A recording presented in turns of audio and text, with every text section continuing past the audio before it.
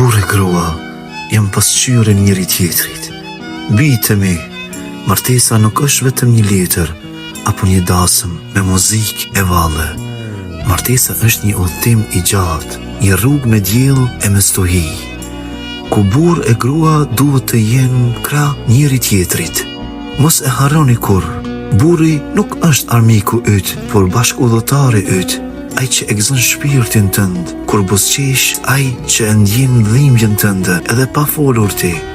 Shumë gra harrojnë se burri është mbrojtës, ku krahët gjejnë stre, e shumë burra harrojnë se gruaja është zemra, është shpirti i shtëpisë, është ajo që i jep jetë çdo gjëje që preket nga duart e saj. Ku burri dhe gruaja fillojnë të shohin njëri tjetrin si kundërshtar, shtëpia shndrohet në fushë e betejë. Por kur ata e kuptojnë se janë pasqyre e njëri tjetrit, shtëpia bëhet kështjellur dashurie.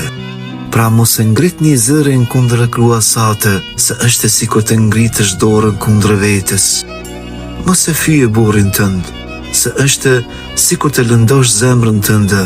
Dashurojeni njëri tjetrin me durim, falje dhe respekt, sepse vetëm kështu martesa bëhet bekim, jo barë.